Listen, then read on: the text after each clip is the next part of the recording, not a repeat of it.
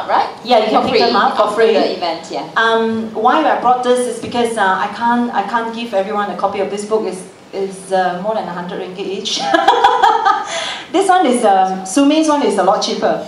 Yeah, there are two versions. This book is called Cradle to Cradle. This is one of the books that, other than the 1% for the planet, right? That really inspires Just Life team. Is this concept, and I've shared this with a few of our business associates, right? And they have started looking into their business. One of them is a developer, Tanah Rimba, in Bukit Tinggi, and another one is another developer called Novel. That he's already looking into how to implement this in his business.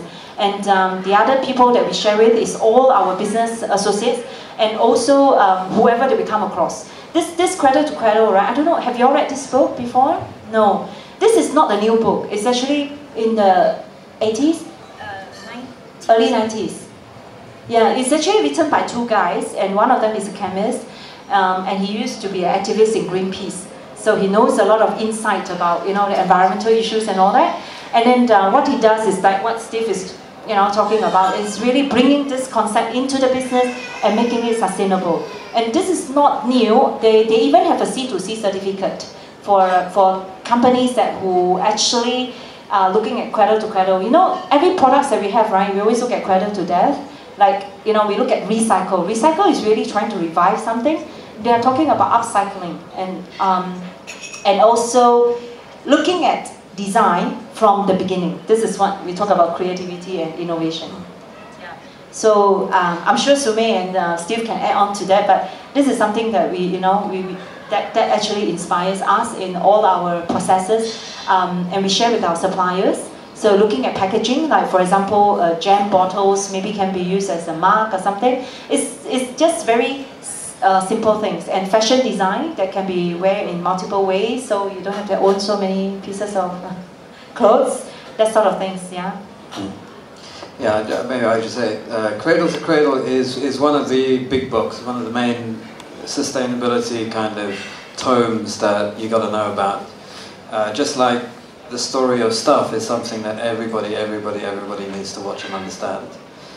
Interestingly, the first chapter in Cradle to Cradle says that this book is not a book, meaning that the book is actually not made out of paper. It's printed on.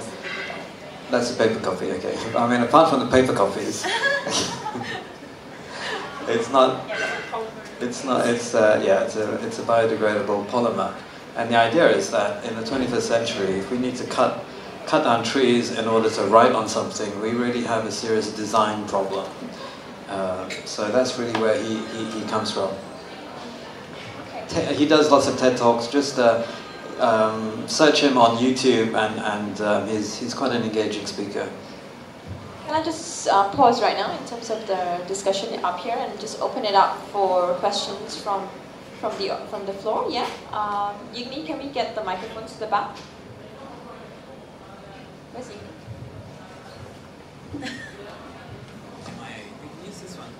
Yeah, can we just pass one microphone to the back?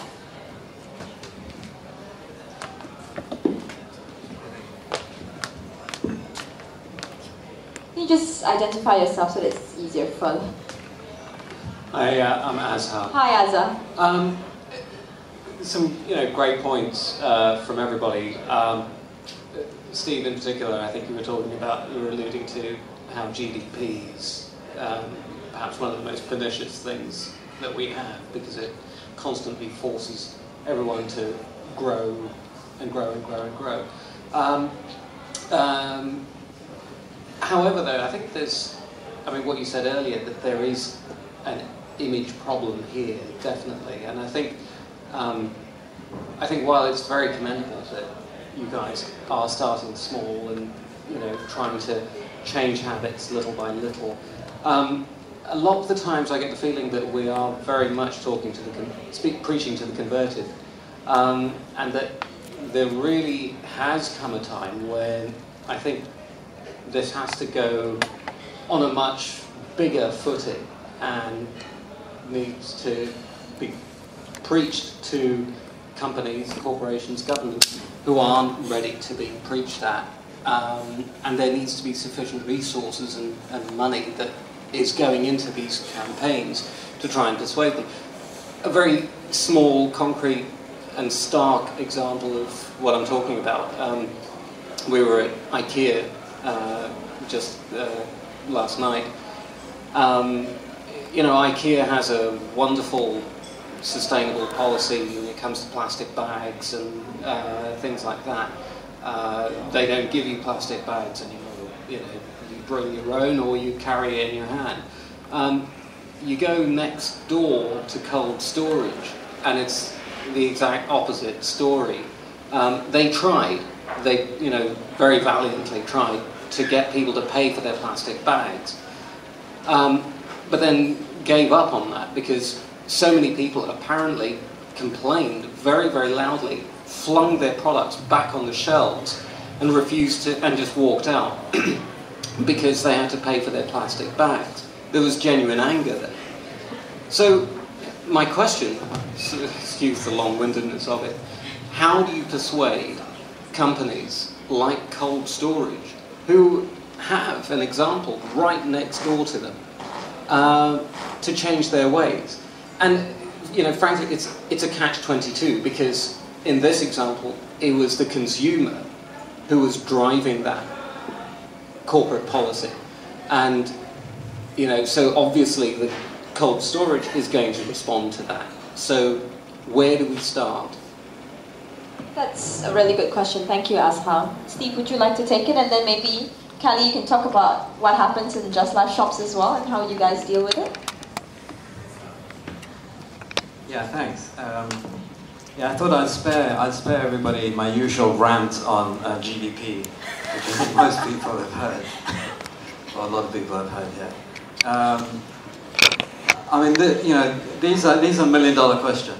I think every culture is kind of different. So, I mean, part of we didn't do the out-of-the-box question. I think that would be useful to do if we have time sometime. Yeah. But part of reframing how we understand this issue, alongside that, we need to have a fairly good idea of a theory of change. And how does change happen? And so I was talking a little bit about that with the Margaret Mead quote. So one of the things that I use that helps me think about change is some of you have heard me say this, it's about the amoeba. So I have a picture of an amoeba in my mind. You know, an amoeba, it's a single cellular organism that when it wants to move from A to B, it sticks out a pseudofoot. And then a little bit goes there, and the rest of the body follows down the path. And for me, that's a great illustration of change in society. So whenever society needs to change from, say, unsustainability to sustainability, you have this little pseudofoot that sticks out. Those are generally your innovators and your change agents and your early adopters. Okay. What's happening here is part of that complex, and then you have the main bulk of the organism are mainstreamers. So these are people who just go with the flow, and then you have laggards, people who are kind of a little bit behind, and then you have reactionaries, so people who do not definitely want to go in that direction, and you have a whole bunch of other people as well, but understanding how that works within our systems will then help us develop strategies for that. So, I mean, we are not Scandinavia. We can't do the IKEA thing because we haven't had that kind of background. We're not Germany. I mean, in Germany, they've had a Green Party for many, many, many, many years. In the UK, they've just had their first Green MP. But the Green Party, the political party, has been around for 40 years.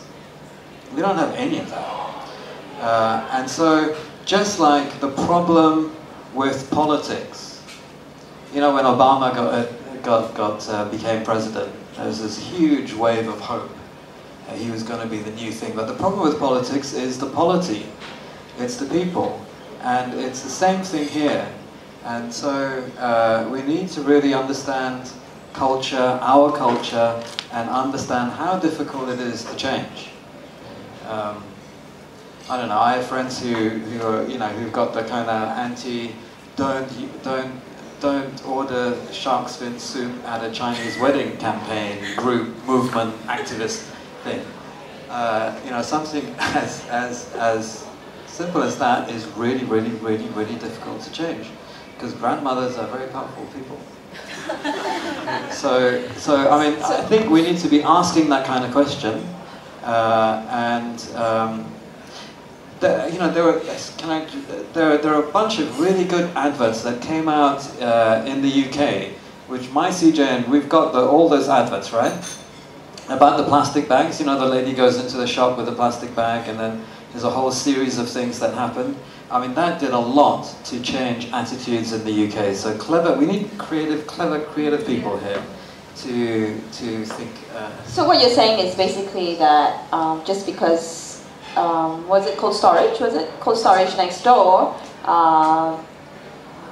Isn't being that amoeba that IKEA is, doesn't necessarily mean that change isn't happening. Is that what you're saying? Well, yeah. I mean, it was actually quite difficult to get IKEA to do the plastic bag thing. I mean, that didn't come from them. And part of the whole corporate problem is the customer is always right attitude. And so we have a distinct lack of leaders. Where is the leadership supposed to happen? You know, corporates are not going to put their customers in second place. And and you can see this. I mean, I go mad when I go to London or I go to Europe and I see one big corporation, one multinational corporation, and their kind of their presence there is so climate positive. But you come here, the same corporation has zero presence about climate change. Why? Because people don't get it here, so it's not important to them. And there are a handful of companies, literally a handful in the world that are taking up these leadership positions. Patagonia is one of them, and so I mean Patagonia, you know, the 1% for the planet. And if you really want to look at how sustainability looks like and how simple it looks like, go and look at the Patagonia website. And it is just so simple and straightforward. The other problem with corporations here is that there's a cacophony of noise that comes from the non-financial risk management people, the corporate government people, the UN this for business, the UN that for business, the global compact. You know, there are just so many things that come onto the corporate world, which make things much more complicated than they actually are. So anyway, I didn't say that when you asked me that question earlier, so I thought I'd put that in now. But yeah. Charlie, how does Just Life deal with customers who are not happy that you don't provide plastic bags? Actually, it's quite interesting when Asa, right, talk about IKEA. What happened is that 3 years ago, this is a true story. Okay, once upon a time. 3 years ago, I think it was 3 years ago, right? We had our Earth Day Carnival at. We have a store at Ikano Power Center, so we used to run our, for the past few years, right, other than this year, we've been running our Earth Day Carnival at Ikano Power Center because, you know, we have a very good landlord. And that year, the second year when we did our Earth Day Carnival, which was 3 years ago, we ran a campaign called Plastic Bag Free. So when we did the Plastic Bag Free, what we did was we also at the same time simultaneously launched our campaign to loan a bag. So if you come to our shop and then you know, we don't give you a plastic bag, but you can loan a bag, and then like a deposit, and then when you give back the bag to us in whatever condition, no question asked, you get your deposit back, and no time frame. So that is quite good, right? So we thought that would solve the problem, so that's why I say it's a journey, no method. So, and then when we launched the campaign, we actually went to a so-called leader, right? IKEA, the biggest user of, one of the biggest of plastic bags. So, and is our neighbor, our landlord, part of our landlord as well. Yeah, they own Ikano Power Center. So we spoke to the management, and the management said, yeah, we want to do that as well. So we